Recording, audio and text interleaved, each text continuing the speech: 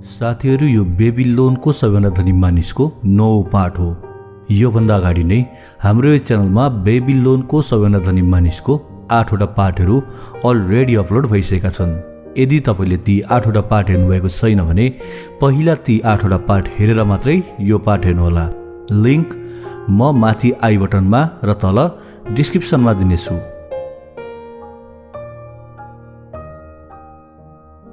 बेबिलोनको सबैभन्दा धनी मानिस 6औं अध्याय। बेबिलोनको साहु। सुनका 50वटा मोहर। बेबिलोनमा भाला बनाउने मानिस रोडनको आफ्नो छालाको पर्समा कहिल्यै पनि यति धेरै सुनका मोहरहरू परेका थिएनन्। ऊ राजदरबारबाट निस्केर राजमार्गतिर हिँड्न थाल्यो।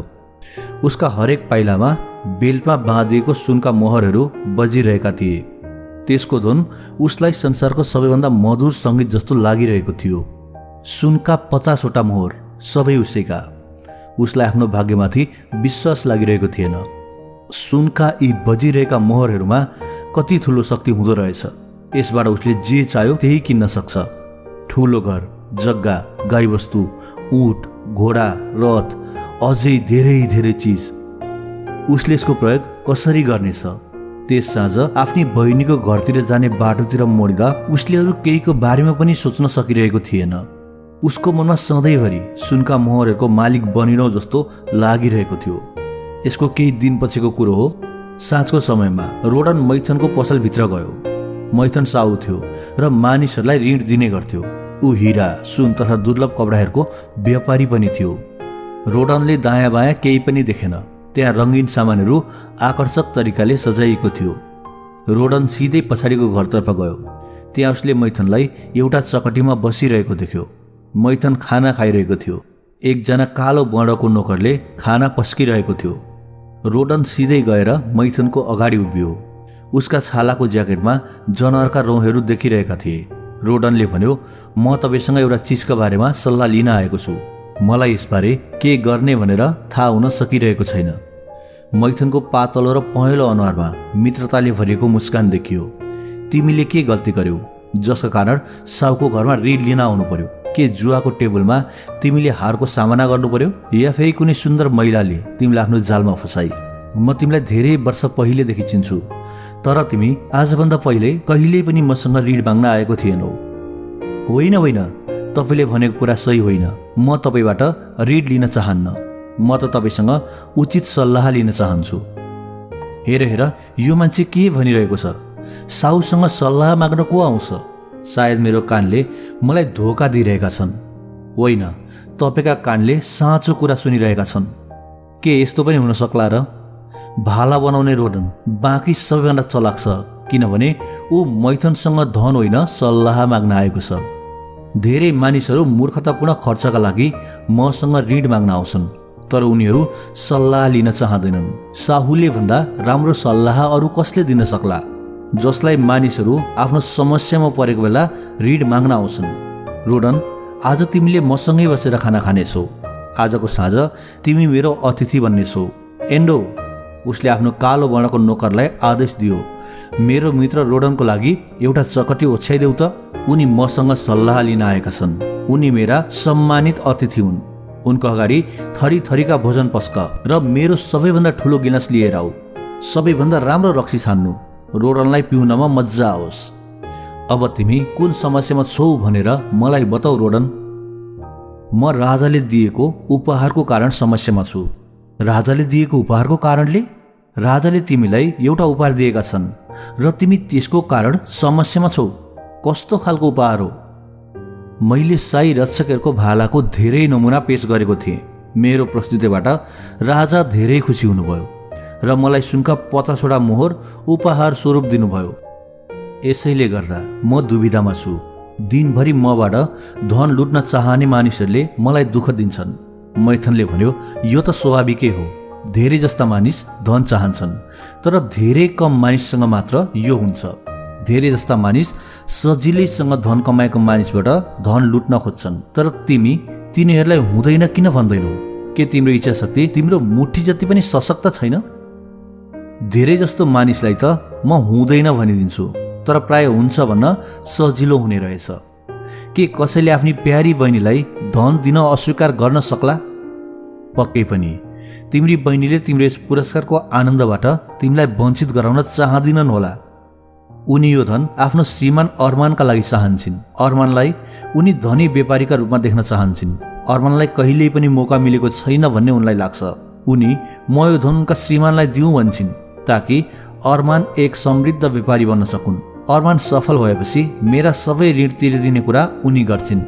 मैथनले भन्यो, मेरो साथी, तिमीले यस विषयमा सल्लाह लिन आएर एकदमै राम्रो गर्यौ। धन आफूसँगै जिम्मेवारी पनि लिएर आउँछ। धनको मालिकको जिम्मेवारी बढ्छ। उसका साथीभाइहरूसँगको स्थिति बदलिन्छ। धन सँगसँगै कुनै चालबाजीले नलैजाओस् भन्ने डर पनि आउँछ। धनबाट नराम्रा कामहरू गर्ने शक्ति पनि मिल्छ। धनी मानिसहरूका सामुन्ने यस्ता अवसरहरू पनि आउँछन् जब ऊ धेरै राम्रो समस्यामा पर्न सक्छ। के तिमीले कहिले निनेवेको जनावरहरूको भाषा बुझ्न सक्ने किसानको बारेमा सुनेका छौ? मलाई लाग्छ तिमीले सुनेका छैनौ। भाला बनाउने मानिसको वर्कसपमा मानिसहरूले यस्तो खालको कथा सुनाउँदैनन्।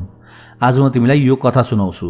यस कथाद्वारा तिमीले ऋण लिनु र दिनु, एक व्यक्तिको हातबाट पैसा निस्केर दोस्रो व्यक्तिसम्म पुग्नुमा मात्रै सीमित छैन भन्ने कुरा राम्रोसँग बुझ्नेछौ। त्यो किसान जनावरको भाषा बुझ्थ्यो। ऊ हरेक जनावरहरूको कुरा सुन्नका लागि तिनको नजिकै गएर बस्थ्यो। एक साँझ एउटा गोरुले खच्चरसँग उसको जिन्दगी कष्टले भरिएको गुनासो सुनाइरहेको थियो। म बिहानैदेखि जोत्नमा लागिरहन्छु, चाहे गर्मी होस् चाहे जाडो। म जति नै थाकेको हुँ, चाहे मेरो गर्दन जति नै दुखेको होस्, मैले काम गर्नै पर्छ। दोस्रोतर्फ तिमी सधैँभरि आराम गरिरहन्छौ। तिमीलाई रङ्गीन कपडाहरूले सजाइन्छ।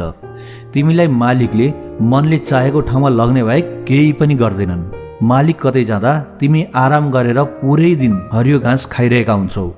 खच्चर धेरै दयालु थियो। उसले गोरुप्रति सहानुभूति देखाउँदै भन्यो, मेरो प्रिय मित्र, तिमी धेरै कडा मेहनत गर्छौ, त्यसैले म तिम्रो दुःख हटाउन मद्दत गर्न सक्छु।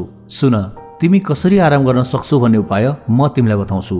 बिहान नोकर तिमीलाई लिन आउँदा तिमी जमिनमा लड्नु र दुखेको आवाजमा कराउनु। नोकरले उसका मालिक भएको ठाउँमा गएर तिमी बिरामी भएकाले काम गर्न नसक्ने कुरा बताओस्। गोरुले खच्चरको सल्लाह मान्यो। भोलिपल्ट बिहान नोकरले गोरु बिरामी भएकाले जोत्ने काम गर्न नसक्ने कुरा किसानलाई बतायो। किसानले भन्यो, जोत्ने काम त गर्नै पर्छ, त्यसैले तिमी गोरुको सट्टा खच्चरलाई बाँध। खच्चरको इच्छा आफ्नो मित्रलाई मद्दत गर्नु थियो, तर यसको परिणाम पुरै दिन उसलाई गोरुले गर्नुपर्ने काम गर्नु पर्यो। साँझ गोठमा फर्कियो। उसलाई गाह्रो भइरहेको थियो। उसका खुट्टाहरू थाकेका थिए र गर्दन पनि दुखिरहेको थियो। किसान उनीहरूको कुरा सुन्न नजिकै गएर बस्यो। गोरुले भन्यो, तिमी मेरो राम्रो साथी हौ। तिम्रो बुद्धिमानी सल्लाहले गर्दा मलाई दिनभरि आराम मिल्यो।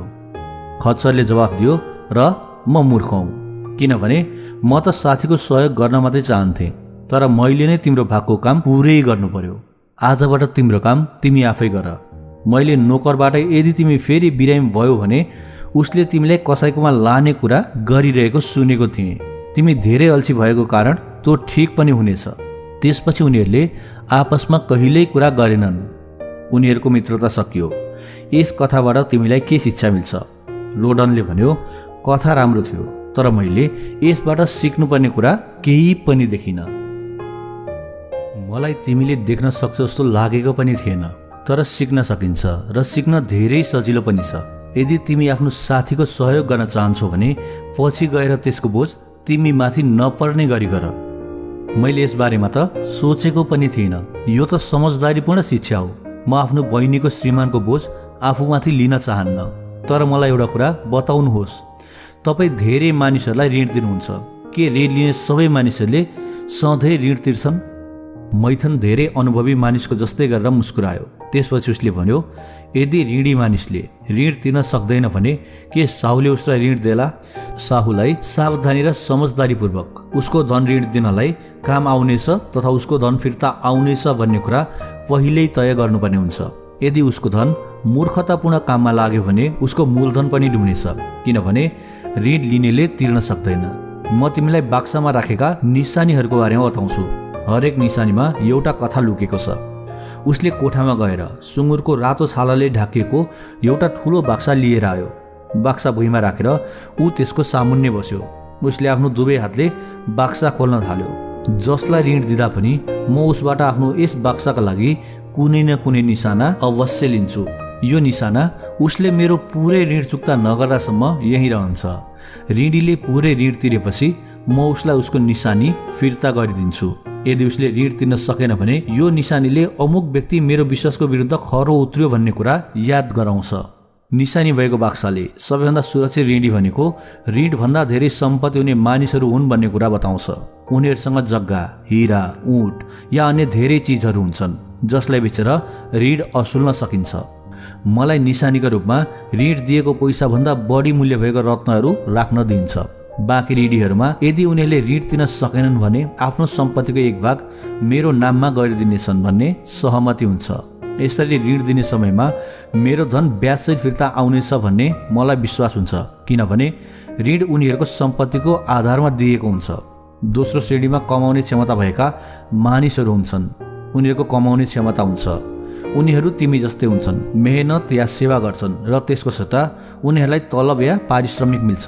उनीहरूसँग आम्दानीको नियमित स्रोत हुन्छ। यदि उनीहरूमाथि कुनै विपत्ति आएन भने उनीहरूले ब्याजसहित ऋण चुक्ता गर्न सक्छन्। यस प्रकारका ऋणीहरू मेहनतमा आधारित हुन्छन्। बाँकी मानिसहरूसँग न सम्पत्ति हुन्छ न त कमाउने विश्वसनीय क्षमता नै। जिन्दगी गाह्रो छ र केही मानिसहरूले यसमा तालमेल मिलाउन सक्दैनन्। उनीहरूलाई दिएको ऋण चाहे त्यो ऋण 1 रुपैयाँ नै भए नि मेरो निशानाहरू भएको बाक्साले आउने वर्षहरूमा मलाई झकझक्याउनेछ। जबसम्म ऋण लिने मानिससँग उसको विश्वसनीय साथीको ग्यारेन्टी हुँदैन उसलाई ऋण दिनु हुँदैन भन्ने ज्ञान दिनेछ। मैथनले बाक्सा खोल्यो। रोडन उत्सुक हुँदै उसको अगाडि झुक्यो। बाक्सामा सबैभन्दा माथि काँचको एउटा पोको थियो। मैथनले त्यसलाई उठाएर दुवै हातले थपथपायो। यो मेरो बाक्सामा सधैँभरि रहनेछ। यसका मालिकले यो संसार छोडेर गइसकेको छ। म यस निशानीलाई सम्हालेर राख्छु। ऊ मेरो राम्रो साथी थियो। हामीले साथसाथ सफलतापूर्वक व्यापार गरेका थियौँ। पछि उसले पूर्वी देशबाट एउटा महिलालाई विवाह गरेर ल्यायो। ऊ सुन्दर थिए तर हाम्रा महिलाहरू जस्तै थिएन। ऊ आइमै होइन बिजुली थिए। मेरो साथीले आफ्नो श्रीमतीलाई सन्तुष्ट पार्नलाई पैसालाई पानी जसरी बगायो। धन सकिएपछि कष्टका साथ ऊ म कहाँ आयो। मैले उसलाई सल्लाह दिएँ। मैले उसलाई फेरि एकपटक उसको अवस्था सुधार्ने मौका दिने कुरा गरेँ। उसले नयाँ जिन्दगी सुरु गर्ने कसम खायो। यस्तो हुन पाएन। एक दिन आपसी झगडामा उसकी श्रीमतीले उसको टाउकोमा खुकुरीले हानी। उसले श्रीमतीलाई यस्तो गर्न चुनौती जो दिएको थियो र ती महिला? रोडनले प्रश्न गर्यो। हो भन्दैछु, यो उसैको हो। मैथनले रातो कपडा उठाउँदै भन्यो, पश्चाताप गर्दै। ऊ पनि नदीमा डुबेर आत्महत्या गरी। यी दुई ऋणहरू कहिल्यै पनि प्राप्त हुने छैन। यो बक्साले भावुक मानिस साहुका लागि सुरक्षित हुँदैनन् भन्ने याद दिलाउँछ। यो फरक सामान हो। उसले गोरुको हड्डीबाट बनेको औँठी उठाउँदै भन्यो। यो एउटा किसानको हो। म उसकी श्रीमतीबाट गलैँचा किन्छु। उसको खेतमा खडेरी लाग्यो। उसलाई अर्को पटक बाली लगाउन समस्या पर्यो। यस्तो समयमा मैले उसको मद्दत गरेँ। नयाँ बाली भित्राउने बित्तिकै तत्काल उसले मेरो ऋण तिर्यो। त्यसपछि एक दिन ऊ मेरो घरमा आयो र टाढाको देशको भेडाको बारेमा बतायो जसको वर्णन उसले एकजना यात्रीबाट सुनेको थियो। ती भेडाहरूको रौँ लामा, सुन्दर र नरम थिए। ऊ त्यसबाट बेबिलोनमा अहिलेसम्म कसैले प्रयोग नगरेको सुन्दर गलैँचा बनाउन सक्थ्यो। ऊ यस्तो भेडा किन्न चाहन्थ्यो तर किन्ने पैसा उसँग थिएन। मैले उसलाई यात्रा गर्न र भेडा ल्याउन ऋण दिएँ। अब उसले भेडा किनिसकेको छ। आउने वर्ष बेबिलोनका धनी मानिसहरूलाई महँगो गलैँचा बेचेर अचम्म पारिदिनेछु भन्दै थियो। छिट्टै नै मैले उसको यो निशाना फिर्ता गर्नुपर्नेछ। ऊ तत्कालै ऋण तिर्नमा जोड दिइरहेको छ। रोडनले सोध्यो, के केही मानिसहरूले ऋण तिर्नुपर्ने समयभन्दा पहिले नै ऋण तिर्छन्? यदि उनीहरूलाई आफूलाई तत्कालै पैसा मिल्ने कामका लागि ऋण लिन्छन् भने उनीहरूले पहिले ऋण तिर्छन्। यदि उनीहरू हावाको भरमा ऋण लिन्छन् भने चाहिँ म तिमीलाई तिम्रो धन फिर्ता नआउने कुरामा चेतावनी दिन्छु। रोडनले दुर्लभ सुनारले बनाएको सुनको भारी बाला उठाउँदै सोध्यो, मलाई यस बारेमा बताउनुहोस्। मैथनले हाँस्दै भन्यो, मेरो राम्रो साथीलाई महिलाहरू धेरै नै मन पर्छन् जस्तो छ। रोडनले प्रतिक्रिया दियो, तपाईँभन्दा धेरै युवा पनि त छु नि। म मान्छु, तर यसपटक तिमी त्यत्तिकै रोमान्सको शङ्का गरिरहेका छौ। यस बालाको मालिक नि बुढी र मोटी छिन्। उनी धेरै बोल्छिन्। उनका कुराहरू अर्थहीन हुन्छन्। ती कुरा सुन्दा मलाई म पागल हुन्छु जस्तो लाग्छ। कुनै बेला उनीसँग प्रशस्त पैसा थियो तर दुर्भाग्यको शिकार भइन्। उनको एउटा छोरो थियो।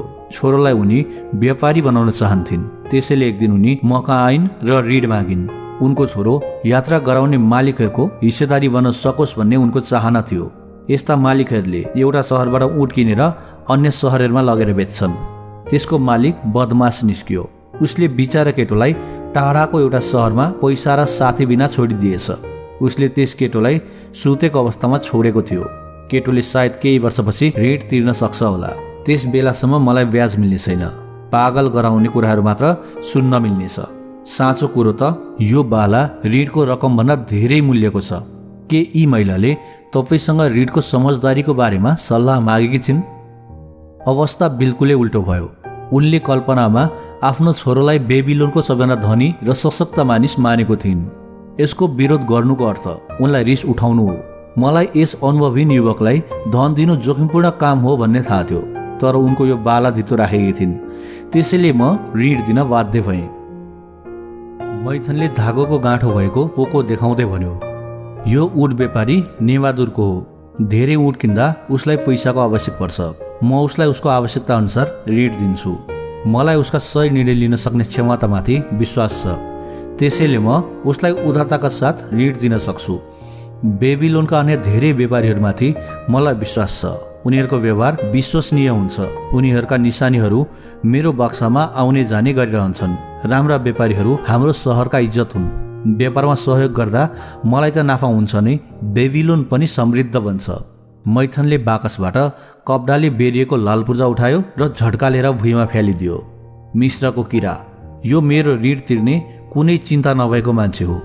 उसलाई ऋणको बारेमा सम्झाउँदा भन्छ, मेरा सबै कामहरू बिग्रिरहेको बेला म तपाईँको ऋण कसरी तिर्न सक्छु? तपाईँसँग धेरै पैसा छ, म के गर्न सक्छु र? यो निशानी उसका बुवाको हो। उसको बुवाको आम्दानी सीमित थियो। त्यही पनि आफ्नो छोराको लागि उसले आफ्नो जग्गा धितोमा राखिदियो। छोरालाई पहिले त सफलता मिलेको थियो, पछि धेरै पैसा कमाउने चक्करमा ऊ बढी नै उत्साहित बन्यो। उसमा अनुभवको कमी थियो, त्यसैले उसको व्यापार डुब्यो। युवाहरू महत्त्वाकांक्षी हुन्छन्। उनीहरू धन तथा आफूले चाहेको अन्य वस्तु प्राप्त गर्नको लागि छोटो बाटो प्रयोग गर्न खोज्छन्। फटाफट पैसा कमाउन हावाको भरमा ऋण लिन्छन्। उनीहरूसँग अनुभव हुँदैन। ऋण लिनु भनेको गहिरो खाल्डोभित्र पस्नु हो भन्ने कुरा उनीहरूलाई थाहै हुँदैन। त्यस खाल्डोबाट निस्कन गाह्रो हुन्छ। ऋण तिर्नका लागि कडा सङ्घर्ष गर्नुपर्ने हुन सक्छ। ऋण लिनु भनेको दुःख र पश्चातापमा पर्नु हो। यसले गर्दा सूर्यको प्रकाश कम देखिन थाल्छ र रातिको निन्द्रा हराउँछ। त्यही पनि म ऋण लिनु हुँदैन भनेर चाहिँ भन्दिनँ। म ऋण लिनका लागि हतोत्साहित होइन, प्रोत्साहित गर्छु। यदि कसैले समझदारीताका साथ ऋण लिन लागिरहेको छ भने उसलाई म ऋण लिनका लागि सल्लाह दिन्छु। मलाई पनि व्यापारिक रूपमा सफलता ऋण लिएपछि मात्र मिलेको थियो। तर यस्तो अवस्थामा ऋण दिने मानिसले के गर्न सक्छ र? त्यो युवक निराश भइसकेको छ र उसको आम्दानी शून्य छ। ऊ हतोत्साहित भइसकेको छ। ऋण तिर्नका लागि कुनै कोसिस नै गर्दैन। मेरो मनले उसको बुवाको लाल पूर्जा लिन मान्दैन। रोदनले भन्यो, तपाईँले धेरै कुराहरू बताउनु भयो र मलाई राम्रो पनि लाग्यो। त्यही पनि मलाई अहिलेसम्म मेरो प्रश्नको उत्तर मिलेको छैन। के मैले आफ्नो ज्वाइँलाई 50 वटा सुनको मोहर दिनु ठिक होला? यी मोहर मेरा लागि एकदमै महत्त्वपूर्ण छन्। तिम्री बहिनी साह्रै राम्री महिला छिन्। उनको म धेरै नै सम्मान गर्छु। यदि उनका श्रीमान म कहाँ आएर 50 वटा मोहर माग्ने हो भने यी मोहरबाट उनले के गर्नेछन् भनेर सोध्ने थिए। यदि उनले मेरै जस्तो व्यापारी बन्न चाहन्छु र हिरा तथा दुर्लभ सजावटी सामानको कारोबार गर्न चाहन्छु भने तिमीलाई त्यस व्यवसायको ज्ञान कति छ? के तिमीलाई सबैभन्दा कम मूल्यमा ती सामान कहाँ पाइन्छ भनेर थाहा छ? के तिमीलाई यी सामानहरू सबैभन्दा बढी मूल्यमा कहाँ बेच्न सकिन्छ भन्ने थाहा छ भनेर सोध्नेछु। के उनले यी प्रश्नको जवाफ थाहा छ भनेर भन्न सक्लान्? सक्दैनन्। उनले दिन सक्दैनन्। रोडनले स्वीकार गर्यो। हुन त उनले मलाई भालाहरू बनाउन र धेरै पसलहरूमा मद्दत गरेका पनि छन्। त्यसपछि म उनलाई उनको उद्देश्य समझदारपूर्ण नभएको कुरा बताउनेछु। व्यापारीलाई व्यापार गर्न आउनुपर्छ। हुन त उनको महत्त्वाकांक्षा उचित छ, तर व्यावहारिक छैन। त्यसैले म उनलाई ऋण दिने थिइनँ। तर मानौ उनले भने, हो मैले व्यापारीहरूलाई धेरै सहयोग गरेको छु। स्मरणासम्मको यात्रा कसरी गर्ने भन्ने मलाई राम्रोसँग थाहा छ र त्यहाँ गएर गृहिणीहरूका हातले बुनेका गलैँचाहरू कम मूल्यमा कसरी किन्ने भन्ने कुरा पनि मलाई थाहा छ। मैले बेबिलोनमा धेरै धनी मानिसहरूलाई चिनेको छु जसलाई म धेरै नाफामा यी गलैँचाहरू बेच्न सक्छु। यसमा म उनलाई भन्नेछु, तिम्रो उद्देश्य समझदारीपूर्ण छ र तिम्रो महत्त्वाकांक्षा सम्मानजनक छ। म तिमीलाई खुसी साथ सुनका मोहरहरू दिन सक्छु।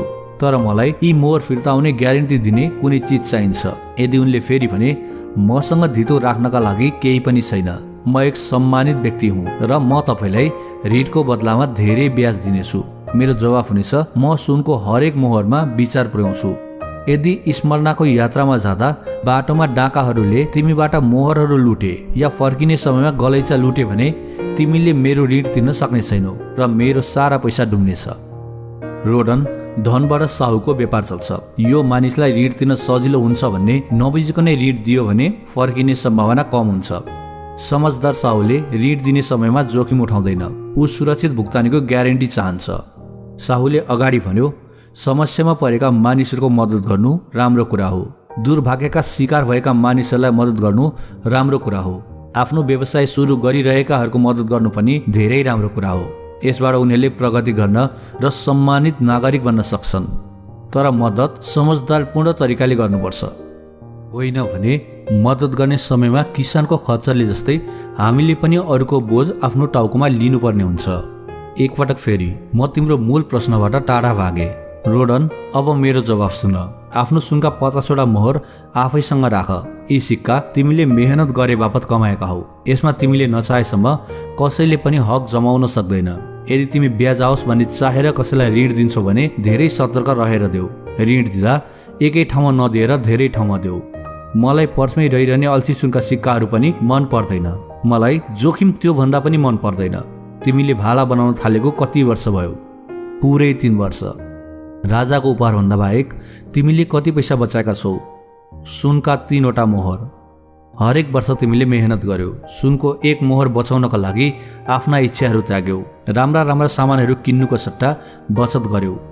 एकदमै ठिक कुरा हो। यसै गरी तिमी आफ्ना इच्छाहरूलाई वास्ता नगरेर के 50 वर्षमा सुनका 50वटा मोहरहरू बनाउन सक्छौ? यस काममा मेरो जिन्दगीभरको मेहनत लाग्नेछ। अलिकति सोच त, के तिम्री बहिनी तिम्रो 50 वर्षको मेहनतको बचतलाई जोखिममा पार्न चाहन्छन्, त्यो पनि उनका श्रीमान व्यापारी बनोस् भनेर प्रयोग गर्नका लागि? यदि तपाईँकै शब्दमा भन्ने हो भने उनी यस्तो कहिल्यै चाहन्नन्। त्यसो भए उनलाई गएर भन, 3 वर्षसम्म मैले हरेक दिन बिहानदेखि बेलुकासम्म मेहनत गरेर र आफ्नो इच्छाहरूलाई वास्ता नगरेर बचत गरेको छु। 1 वर्षसम्म मेहनत गरेपछि एउटा मोहर कमाउन सके। तिमी मेरी प्यारी बहिनी हौ र तिम्रो श्रीमानले कुनै यस्ता व्यवसाय गरून् जसबाट धेरै धनी बन्न सकियोस्। यदि उनले मेरो सामुन्ने मेरो साथी मैथनलाई समझदारपूर्ण लाग्ने खालको प्रस्ताव राख्छन् भने म खुसी साथ उनलाई आफ्नो 1 वर्षको बचत ऋण दिनेछु। यसैबाट उनले आफू सफल हुन सक्छु भन्ने प्रमाणित गर्न सक्नेछन्। यदि उनको श्रीमानको मनमा सफल हुने प्रबल इच्छा छ भने उनी सफल हुन सक्छन्, र यदि उनी असफल भइहाले भने पनि उनीमाथि कहिले तिर्न नसक्ने गरी धेरै ऋण हुने छैन। मैले आफ्नो धन ऋण दिनुको कारण मसँग आफ्नो व्यापारमा प्रयोग गर्ने भन्दा धेरै धन भएर हो। म मेरो अतिरिक्त धनले अरूका लागि मेहनत गरोस् र त्यसबाट धेरै कमाउन सकियोस् भन्ने चाहन्छु। मैले यसलाई कमाउन धेरै मेहनत गरेको छु। मैले धेरै इच्छाहरू त्याग गरेको छु। त्यसैले म धन डुबाउने जोखिम लिन चाहन्न। मलाई मेरो पैसा सुरक्षित रहन्छ र फिर्ता आउँछ जस्तो नलाग्ने ठाउँमा ऋण दिन्न। ब्याज आउँछ भन्ने लाग्दैन भने पनि म ऋण दिन्न। रोडन, मैले तिमीलाई आफ्नो निशानीमा भएका बाक्साहरूको केही रहस्यहरू बताएँ। यसबाट तिमी मानिसका कमजोरीहरू र ऋण तिर्ने साधन नभए पनि मानिसहरू ऋण लिन कति इच्छुक हुन्छन् भन्ने कुरा बुझ्न सक्छौ। मानिसहरू यदि उनीहरूसँग व्यवसाय सुरु गर्ने पैसा आयो भने सम्पत्ति उनीहरूको घरमै बर्सन्छ भन्ने सोच्छन्।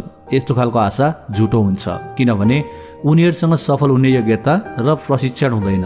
रोडन, तिमीसँग अहिले प्रशस्त पैसा छ, त्यसबाट तिमीलाई ब्याज प्राप्त हुनुपर्छ। तिमी पनि मेरो जस्तै अरूलाई ऋण दिन सक्छौ। यदि तिमीले आफ्नो पैसा सुरक्षित तरिकाले प्रयोग गर्यौ भने तिमीलाई त्यसले धेरै धन कमाएर दिनेछ। यो पैसा तिम्रो जीवनभरको सुख र नाफाको स्रोत हुनेछ। यदि तिमीले यो पैसा डुबायौ भने यो तिम्रो जीवनभरिको दुःख र पश्चातापको स्रोत बन्नेछ। आफ्नो पर्समा भएको यस धनका बारेमा तिम्रो सबैभन्दा ठुलो इच्छा के छ? यसलाई सुरक्षित राख्नु। मैथनले प्रशंसा गर्दै भन्यो, धेरै समझदारपूर्ण जवाफ दियो। तिम्रो पहिलो इच्छा यसको सुरक्षा हो। के तिमीलाई यो पैसा तिम्रो ज्वाइसँग पुग्यो भने सम्भावित नोक्सानबाट सुरक्षित रहन्छ जस्तो लाग्छ? सुरक्षित रहँदैन भन्ने डर लाग्छ। उनमा धनलाई सुरक्षित राख्ने समझदारी छैन। यस्ता मानिसहरूलाई धनको मामलामा किन विश्वास गर्छौ? आफन्तहरूको मूर्खतापूर्ण भावनाहरूबाट विचलित हुनु ठिक हुँदैन। यदि तिमी आफ्नो परिवार या साथीहरूलाई सहयोग गर्न चाहन्छौ भने पैसाको जोखिम लिनुको सट्टा कुनै दोस्रो तरिका खोज। धनको सुरक्षा गर्नमा कुशल नभएका व्यक्तिहरूबाट धन अप्रत्याशित रूपमा टाढा जान्छ भन्ने कुरा कहिल्यै नभुल। ऋण दिएर पैसा डुबाउनुको सट्टामा त तिमी आफैले यसको खर्च गर्नु राम्रो हो। सुरक्षापछि यस धनका बारेमा तिम्रो के इच्छा छ?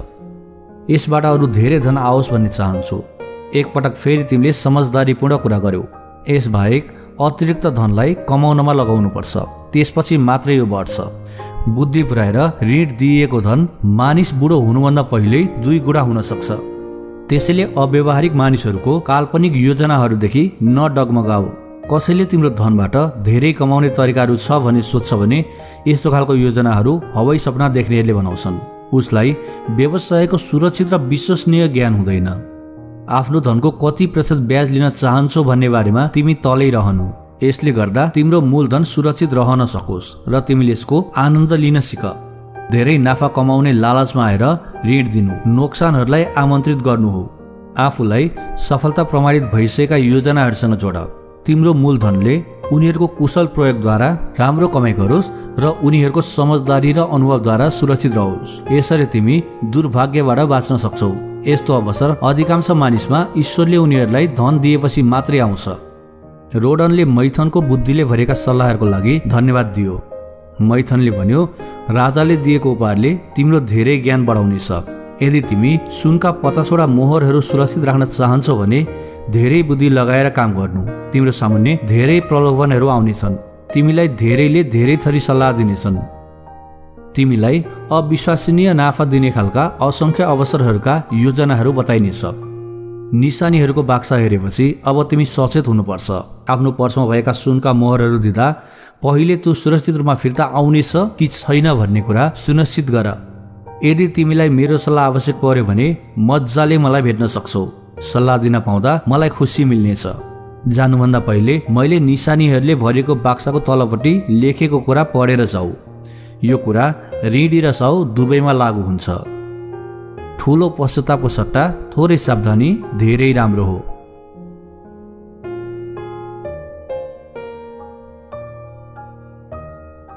यो सँगै बेबिलोनको सबैभन्दा धनी मानिसको 9औं पाठ यहीँ सकिन्छ। 10औं पाठ छिट्टै नै हाम्रो च्यानलमा उपलब्ध हुनेछ।